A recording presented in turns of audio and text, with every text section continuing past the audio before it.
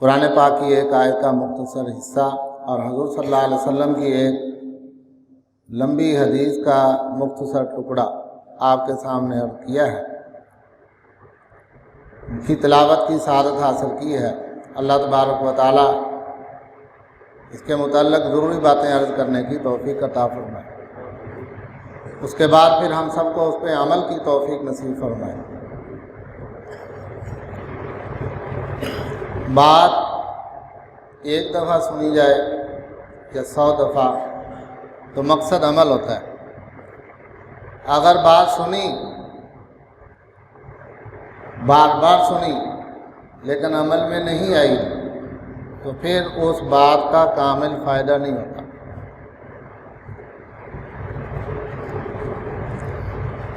جس حدیث کا ایک ٹکڑا آپ کے سامنے پڑا ہے وہ مفصل روایت یہ ہے کہ حضرت جابر بن سلیم رضی اللہ تعالیٰ عنہ سے روایت ہے، فرماتے ہیں کہ میں نے ایک آدمی کو دیکھا کہ لوگ ان سے بات لیتے ہیں اور ساتھ ہی اس پر عمل کر لیتے ہیں۔ تو میں نے لوگوں سے پوچھا کہ یہ کون ہے کہ لوگ اس کی بات لیتے ہیں، سنتے ہیں اور فوراً اس پر عمل شروع کر دیتے ہیں؟ انہوں نے کہا جی یہ اللہ کے رسول صلی اللہ علیہ وسلم،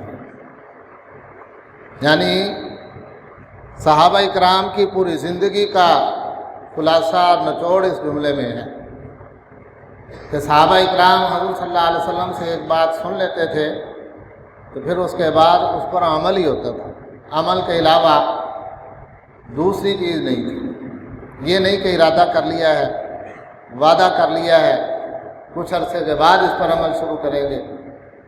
حضور صلی اللہ علیہ وسلم سے لوگ باتیں لے رہے تھے اور ساتھ ہی اس پر عمل کر رہے تھے۔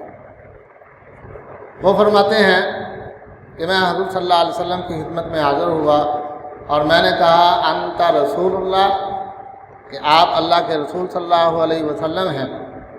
حضور صلی اللہ علیہ وسلم فرمایا انا رسول اللہ، میں اللہ کا رسول ہوں۔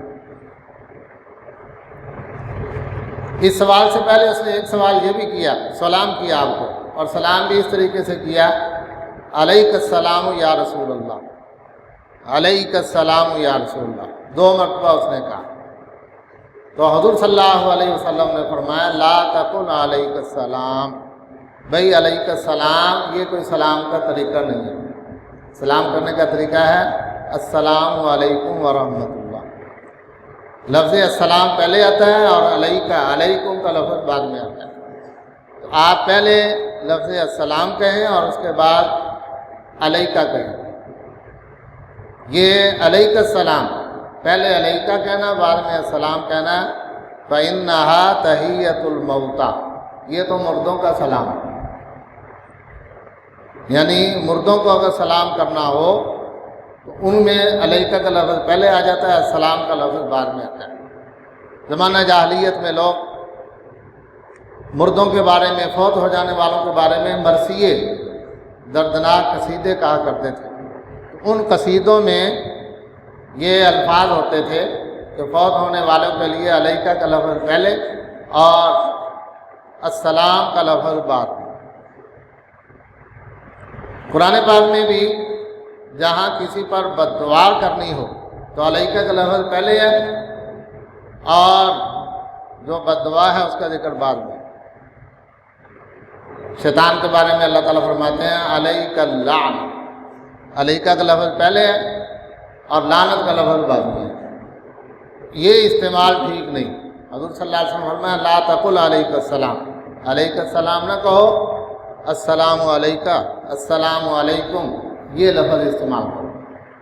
پہلے دن سے ہی نیا تعارف ہے، نیا آدمی ہے، حضور صلی اللہ علیہ وسلم اس کو سلام کرنے کا طریقہ سکھا رہے ہیں، بتا رہے ہیں کہ بھی سلام اس طرح کرنا چاہیے۔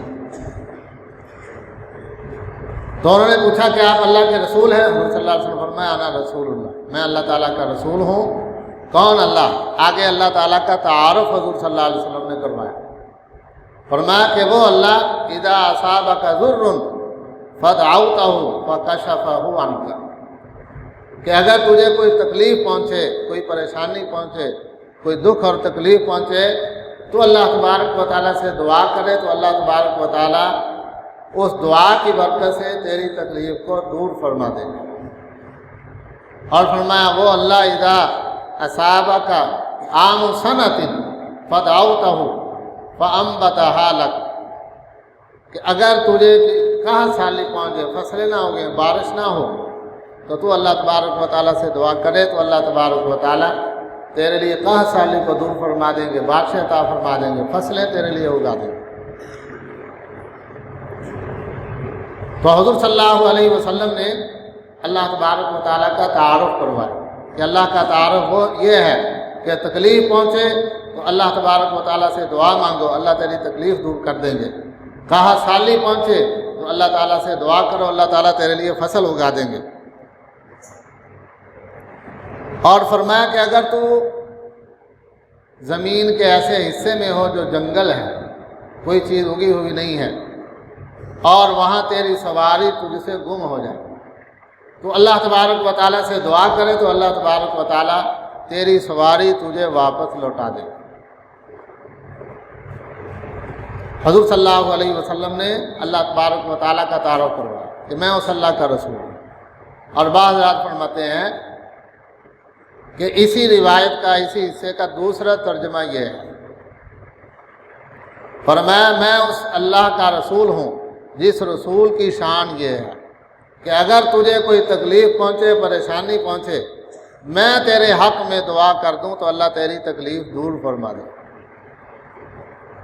چنانچہ بہت سارے لوگوں کے بارے میں حضور صلی اللہ علیہ وسلم نے دعا فرمائی، اللہ تعالیٰ نے ان کی تکلیف کو دور فرما دیا۔ حضرت علی رضی اللہ تعالیٰ عنہ غزوہ خیبر کے موقع پر خیبر کا قلعہ فتح نہیں ہو رہا تھا تو حضور صلی اللہ علیہ وسلم نے فرمایا کہ کل میں جھنڈا اس کو دوں گا کہ جس کے ہاتھ پر اللہ تعالیٰ یہ قلعہ فتح فرما دیں۔ تو تمام صحابہ منتظر تھے کہ یہ مقام اور مرتبہ کس کو حاصل ہوگا، کس کو حضور صلی اللہ علیہ وسلم یہ جھنڈا عطا فرمائیں گے۔ چنانچہ پھر دوسرے دن حضور صلی اللہ علیہ وسلم نے حضرت علی رضی اللہ تعالیٰ کو پکارا اور ان کے ہاتھ میں جھنڈا پکڑایا۔ انہوں نے عرض کیا یا رسول اللہ میری تو آنکھ دکھ رہی ہے، اس میں بڑی درد اور تکلیف ہے، میں کیسے جا کے جنگ کروں گا، حملہ کروں گا۔ حضور صلی اللہ علیہ وسلم نے لعاب مبارک لگایا، دعا فرمائی۔ حضرت علی رضی اللہ تعالیٰ فرماتے ہیں میری ساری تکلیف دور ہو، تو میں اس اللہ کا رسول ہوں کہ تجھے اگر کوئی تکلیف پہنچے اور میں تیرے حق میں دعا کر دوں تو اللہ تبارک و تعالیٰ تیری تکلیف کو دور فرما دے۔ اور فرمایا کہ میں اس اللہ کا رسول ہوں کہ اگر قحط سالی ہو، بارشیں نہ ہوتی ہوں اور میں دعا کر دوں تو اللہ تبارک و تعالیٰ اس دعا کی برکت سے بارشیں عطا فرما دیتے ہیں، فصلیں اگا دیتے ہیں۔ صحابہ اکرام فرماتے ہیں کہ ایک مرتبہ بارشیں نہیں ہو رہی تھی اور بری حالت تھی، فصلیں نہیں اگ رہی تھی، جانوروں کو پانی نہیں مل رہا تھا، انسان پانی سے محروم تھے۔ تو حضور صلی اللہ علیہ وسلم خطبہ جمعہ کے لیے تشریف لائے تو ایک صحابی اٹھ کے کھڑے ہو گئے اور حضور صلی اللہ علیہ وسلم سے یہ شکایت کی کہ یا رسول اللہ ہلاکت الاموال والناس، کہ لوگ ہلاک ہو گئے، جانور ہلاک ہو رہے ہیں، لوگ بھوکے پیاسے ہیں، آپ اللہ سے دعا فرما دیں کہ اللہ تعالیٰ بارش عطا فرما دیں۔ حضور صلی اللہ علیہ وسلم نے اللہ تعالیٰ سے جمعے کے خطبے میں ہی دعا شروع فرما دی۔ حضور صلی اللہ علیہ وسلم کی دعا کو اللہ تعالیٰ نے ایسا قبول فرمایا، صحابہ کہتے ہیں ہم جمعہ پڑھ کے باہر نہیں نکلے تھے کہ بارش شروع ہو گئی، اور صحابہ اکرام بارش کو دیکھ کر خوش ہو رہے تھے، لیکن بارش اتنی تیز تھی کہ اس کے نیچے کھڑا ہونا مشکل ہو رہا تھا، ہر کوئی سائے کی جگہ، بارش سے بچنے کی جگہ تلاش کر رہے تھے۔ حضور صلی اللہ علیہ وسلم ہنس پڑے، فرمایا ابھی بارش طلب کر رہے تھے، اب بارش آ رہی ہے، اب اس کے نیچے کھڑا ہونا اس کے لیے مشکل ہو رہا ہے۔ تو فرمایا کہ میں اس اللہ کا رسول ہوں کہ میں دعا کر دوں تو اللہ تبارک و تعالیٰ دعا قبول فرما کے بارشیں عطا فرما دیتے۔ بڑی بارشیں ہوئیں، ہفتہ تک بارشیں ہوتی رہیں۔ اگلے جمعے وہی صحابی یا کوئی اور صحابی کھڑا ہو گیا کہ یا رسول اللہ بہت بارشیں ہو گئی، اب تو سیلاب کا خطرہ ہے، اللہ تعالیٰ سے دعا فرما دیں کہ اللہ تعالیٰ بارشیں روک دیں۔ تو حضور صلی اللہ علیہ وسلم نے پھر خطبہ جمعہ میں دعا ارشاد فرمائی، مفصل دعا ہے، اللہم لا علیکا اللہم حوالینا لا علینا، کہ یا اللہ ان بارشوں کو دوسری جگہ پہ منتقل فرما دے، یہاں سے ختم فرما دے۔ صحابہ اکرام کہتے ہیں ہم جمعہ پڑھ کے نکلے تو بادل بالکل صاف تھا اور کوئی بارش کا نام و نشان نہیں تھا۔ فرمایا اگر تیری سواری گم ہو جائے اور تو مجھ سے دعا کی درخواست کرے، میں تیرے حق میں دعا کروں تو اللہ تعالیٰ اس دعا کی برکت سے تیری سواری تجھے واپس لوٹا دے، گم شدہ چیز اللہ تعالیٰ تجھے واپس لوٹا دے۔ اس صحابی نے عرض کیا کہ یا رسول اللہ مجھے کچھ وصیت فرما دیں، اے حد الیہ، یا رسول اللہ مجھے کچھ وصیت فرمائیں، نصیحت فرما دیں۔ حضور صلی اللہ علیہ وسلم نے ایک وصیت یہ فرمایا لا تسبن احدا۔ حضور صلی اللہ علیہ وسلم فرمایا بھائی سنو، کسی کو گالی نہیں دینی، لا تسبن احدا، فرمایا کسی کو گالی نہیں دینی۔ بعض لوگوں کو گالیاں دینے کی عادت ہوتی ہے اور ایسی عادت ہو جاتی ہے کہ کاروبار میں ہے، ملازمت میں ہے، کھیتی باڑی میں ہے تو زندگی کا حصہ ہو جاتے ہیں اور ان کو یہ بھی نہیں پتہ چلتا کہ میں گالی دے رہا ہوں، اتنے زبان پر وہ گالیاں چڑھ جاتی ہیں۔ تو حضور صلی اللہ علیہ وسلم نے ان کو وصیت فرمایا لا تسبن احدا، فرمایا کسی کو گالی نہ دینا بھائی۔ یہ فرماتے ہیں کہ حضور صلی اللہ علیہ وسلم کی اس وصیت کے بعد فما سببت بعدہ احدا لا بعیرا ولا شاتا، کہ میں نے حضور صلی اللہ علیہ وسلم کی اس وصیت کے بعد کبھی کسی کو گالی نہیں دی۔ ہم میں اور صحابہ میں بڑا فرق ہے۔ کلمہ تو ہم سب پڑھتے ہیں، ایمان تو ہم سب کا ہے، حضور صلی اللہ علیہ وسلم کا کلمہ پڑھتے ہیں، لیکن عملی صورتحال میں ہم میں اور صحابہ اکرام میں زمین آسمان کا فرق ہے۔ نصیحت سن لی آپ نے بھی، میں نے بھی، لیکن طرز عمل میں شاید ہی ہے کہ تبدیلی پیدا ہو۔ تو یہ حضور صلی اللہ علیہ وسلم کے طرز عمل کو اختیار کرنے کی ضرورت ہے کہ حضور صلی اللہ علیہ وسلم نے صحابہ کو جو بات بیان فرما دی ان کے لیے وہ حرف آخر ہوتی تھی۔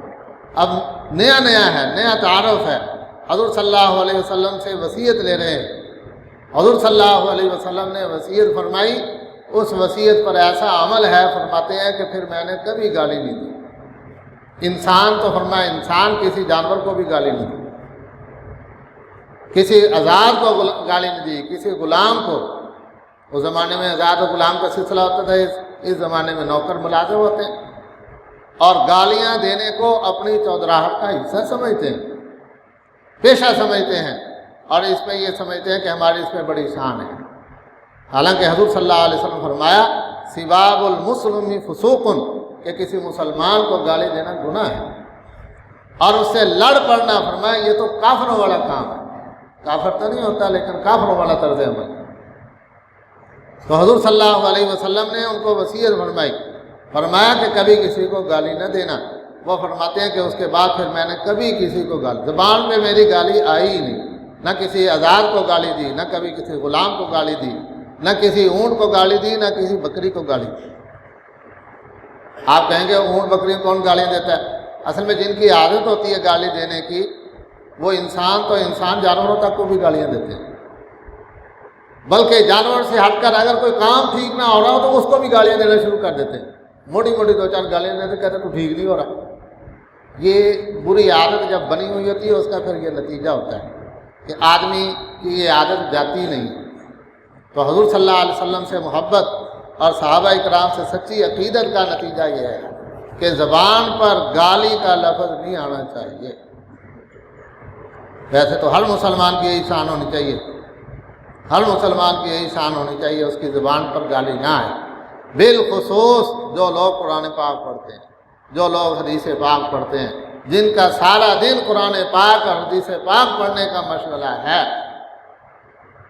اور جن کی بڑی اونچی نسبتیں ہیں، ان کو تو اس بات کو حرز جان بنانے کی ضرورت ہے کہ کبھی ان کی زبان پر ایسی بات نہ آئے جس کو گالی کہتے ہیں۔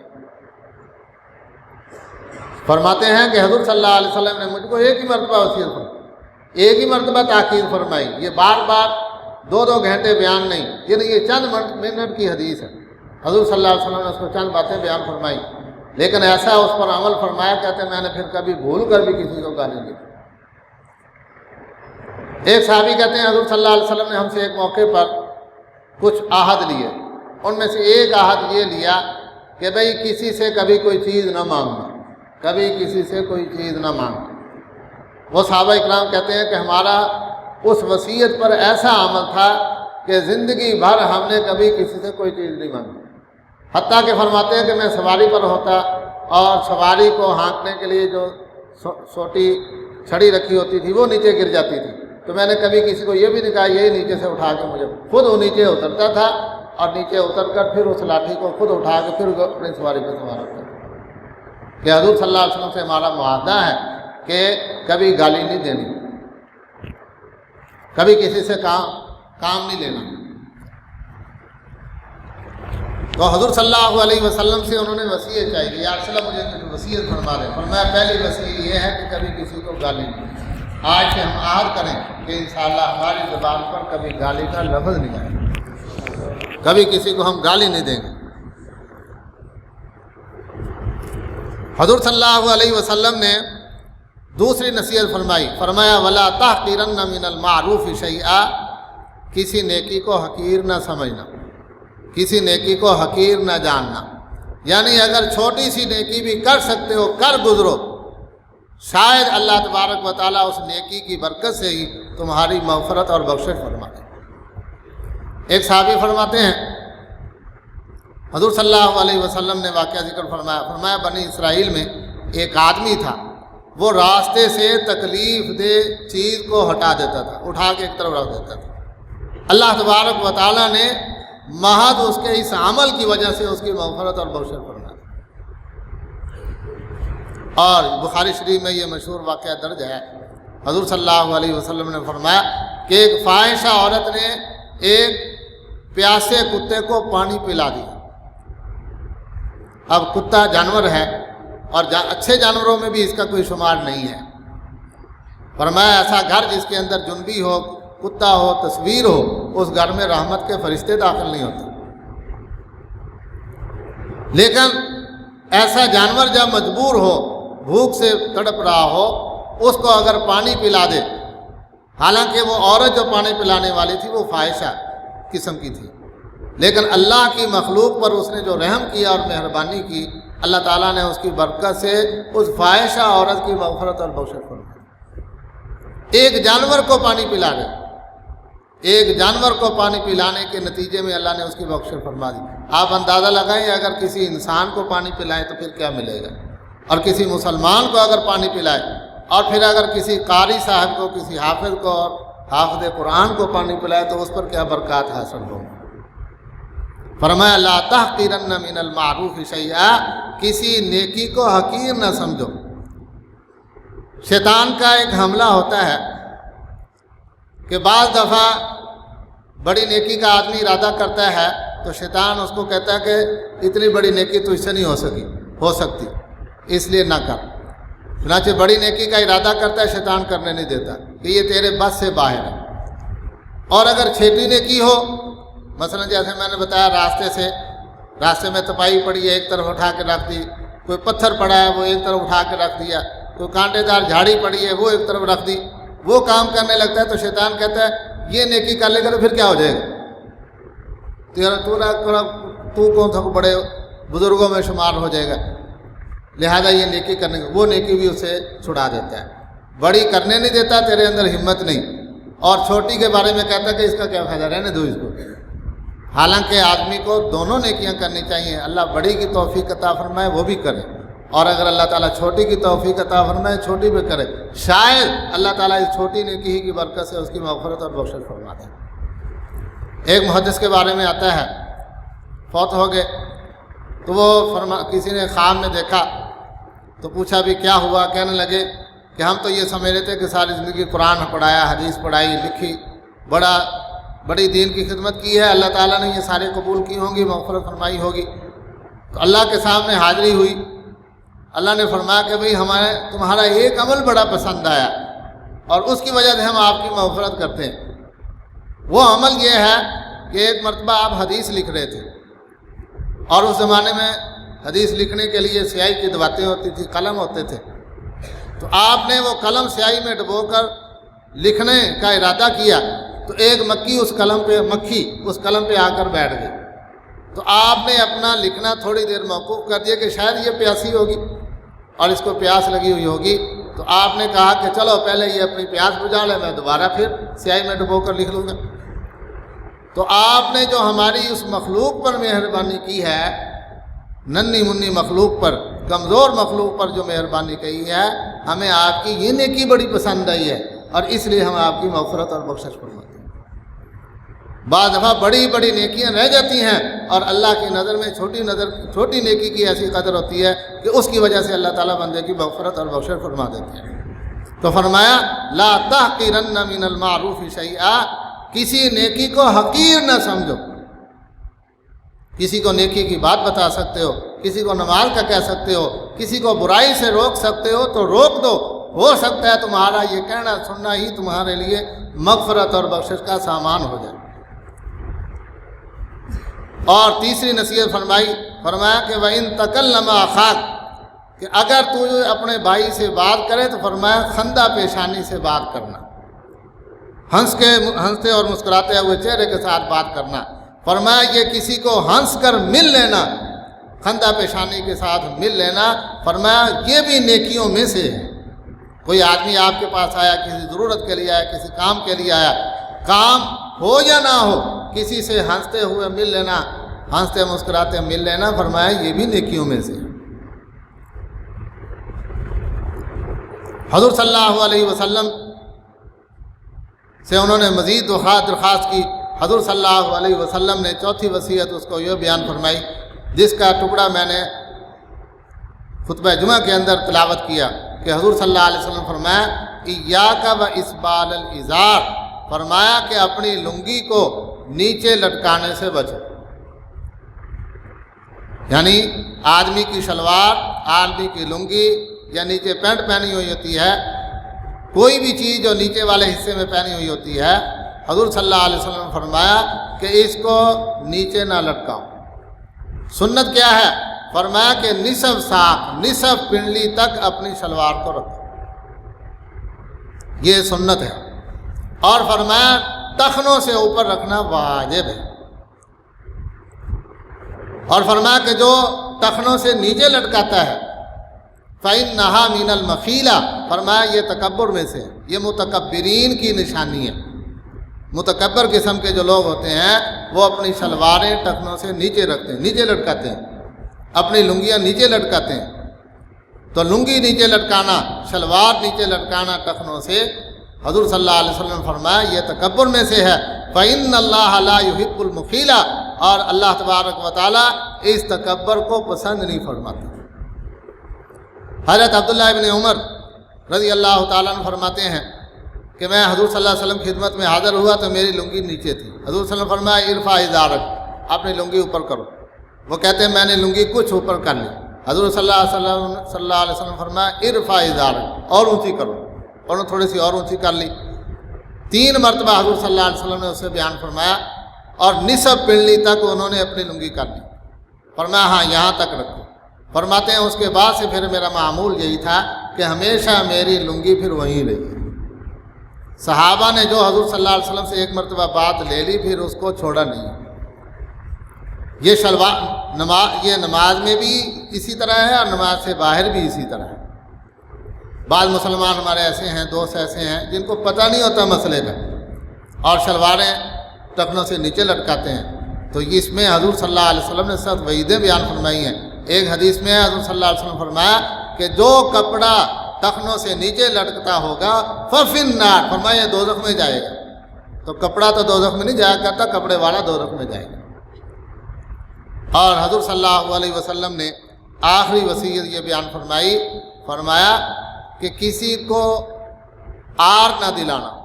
آر کا معنی ہوتا ہے کسی کو آپ نے کسی گناہ پر دیکھا تو بار بار آپ اس کو وہ گناہ یاد دلاتے ہیں۔ مثلا کسی آدمی کو آپ نے دیکھا کہ وہ چوری کرتا ہے، اس نے چوری کی بار میں توبہ کر لی، ٹھیک ہو گیا، لیکن آپ بار بار اس کو یہ کہتے تو چور ہے، جہاں ملے تو چور ہے، تو چوری کرتا ہے۔ یہ بار بار کسی کو کہنا، ایک تو ہے اس کے حق میں دعا کریں کہ یا اللہ یہ گناہ گار بندہ ہے، اس کو ہدایت عطا فرما دے، یہ ٹھیک ہو جائے، میں بھی ٹھیک ہو جاؤں۔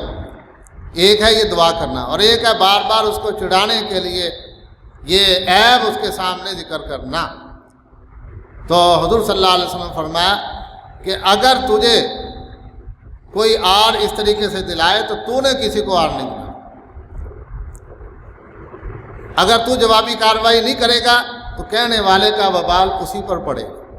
یہ بھی ہمارے اندر بڑی کمزوری ہے کہ بعض دفعہ ہمیں اگر کوئی ہمارا عیب کہہ دے تو ہم اس ایک کے جواب میں 2 کہہ دیتے ہیں، 4 کہہ دیتے ہیں، 5 کہہ دیتے ہیں، تو ظاہر ہے پھر اس کا وبال اس پر نہیں، وہ ہمارے اوپر سارا پڑے۔ اللہ تبارک و تعالی ہمیں حضور صلی اللہ علیہ وسلم سے سچی محبت اور ان نصیحتوں پر عمل کرنے کی توفیق عطا فرمائے۔ وآخر دعوانا